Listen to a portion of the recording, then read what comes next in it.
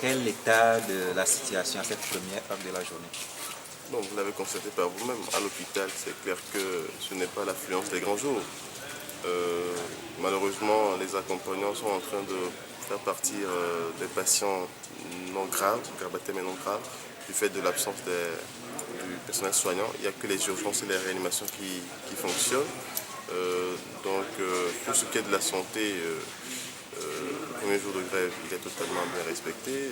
Dans les autres secteurs aussi, ce qui nous vient comme information nous rassure par rapport au suivi de ce mode de grève. Donc pour nous, c'est un satisfecit pour le premier jour de grève. Après 48 heures, vous avez décidé d'observer 72 heures de grève. À quoi est dû ce durcissement de ton? Parce que nous n'avons pas eu des oreilles attentives à nos revendications. Donc c'est la raison pour laquelle nous sommes montés d'un cran. Et nous espérons que ce bras de fer va finir par s'arrêter et que le gouvernement prendra ses responsabilités afin que nous puissions rapidement discuter et aller aux choses concrètes. Oui, discuté la semaine dernière, le gouvernement a pris langue avec vous et qu'en est-il? Le gouvernement a ouvert des négociations le mercredi 3 avril passé. Et dans le relevé de conclusion, on s'est entendu sur le fait que nous devrions normalement établir un chronogramme. Donc ce chronogramme, nous l'avons envoyé au gouvernement le jeudi 4 avril. Et jusqu'à aujourd'hui, nous n'avons pas de réponse. Alors, le gouvernement argue du fait que nous n'avions pas suspendu le mode de grève des 4 et 5 avril passés. J'estime que ce problème-là est un faux problème, dans la mesure où nous avions expliqué au gouvernement qu'il nous fallait tenir l'Assemblée générale avant de pouvoir suspendre ce mode de grève. Malheureusement, la télévision nationale s'est permise de diffuser une fausse information. Tout cela contre les articles 62, 82 et 101 du Code de la presse.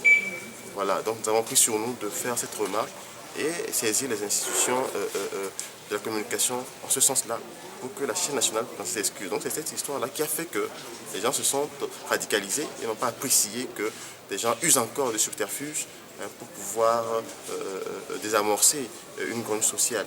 Nous avons fait confiance au gouvernement en allant le rencontrer et nous avions pris un engagement de pouvoir mener l'Assemblée générale à comprendre l'importance d'entrer en négociation. Mais malheureusement, les gens encore très zélés ont cru devoir user encore de ces vieilles méthodes pour pouvoir désamorcer la grève. C'est ce qui a entraîné le durcissement du temps de 4 et 5 avril passé. Aujourd'hui, jusqu'à ce que nous lancions le nouveau mode de grève, nous avions entendu le gouvernement par rapport au chronogramme, ce qui n'a jamais été fait. Et donc on était obligé de lancer un nouveau mode de grève pour 72 heures, les 10, 11 et 12 avril. Est-ce que le pont est rompu entre vous et le gouvernement? Pour nous, le pont n'est pas rompu. Nous sommes dans une logique de discussion. C'est le gouvernement qui dit qu'il ne veut plus négocier avec nous. Nous trouvons cela très dommage. Et nous disons que pour gouverner et diriger un pays, on n'a pas besoin de s'énerver. On n'a pas besoin d'épouser une ligne dure. Ce n'est pas là de négocier, ce n'est pas là de gouverner. Je suis désolé de leur dire cela. Nous sommes des Togolais, nous avons le même droit que tous les Togolais, nous réclamons des choses et le gouvernement a le devoir de nous écouter. Quelle que soit notre situation. Maintenant, des gens prétextent que nous ne sommes pas légitimes, que nous ne sommes pas légalement constitués. C'est un faux procès. Nous sommes des syndicats de base, reconnus par l'État togolais, et nous sommes regroupés. Et ce regroupement est même reconnu par la Convention 87 de l'OIT et 98 de l'OIT. Et ce regroupement est reconnu par un arrêté ministériel, 647 de 2007, signé par le ministre Folibazi Katari.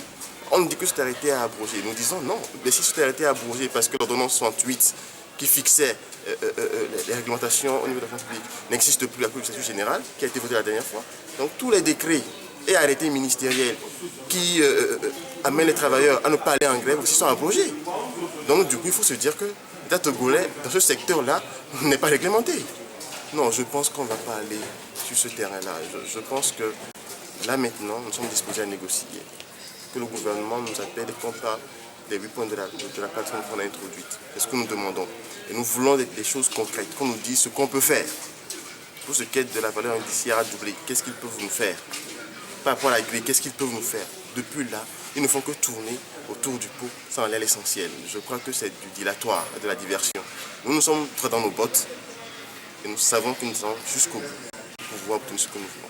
Alors, au cas où vous n'avez pas de nouvelles du gouvernement, est-ce que vous allez encore durcir le ton? Comment ça va se faire? Cela va de soi. Maintenant, par rapport aux modalités, je ne vous dirai pas comment. Vous verrez vous-même la semaine prochaine ce qui se passera. Vos collègues des 6 centrales syndicales se désolidarisent de vous. Ils vous accusent même d'être trop radical. Vous voulez tout ici et maintenant. Que répondez-vous à leur... Les centrales sont quoi sans les bases? C'est là la question. Les centrales syndicales sont quoi sans les syndicats de base? Alors si des gens sont secrétaires généraux aujourd'hui et qu'ils ont été élus par les syndicats de base à ce poste-là et qu'aujourd'hui tous des intérêts avec le gouvernement, ça je le dis clairement, avec le gouvernement, qu'ils pensent qu'ils doivent protéger ces acquis-là en essayant de couler toute une masse de fonctionnaires, je dis non. Non, cette époque-là est finie, d'accord? Cela n'engage que ces secrétaires généraux-là. Ces 5 secrétaires généraux qui se connaissent, qui parlent, ça n'engage que eux. Alors aujourd'hui c'est de se demander où est leur base. Où est leur base?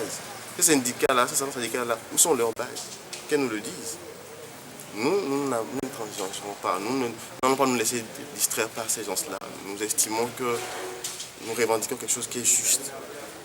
Elles disent que nous avons rompu les... Nous sommes des radicalistes et tout, des radicaux et tout.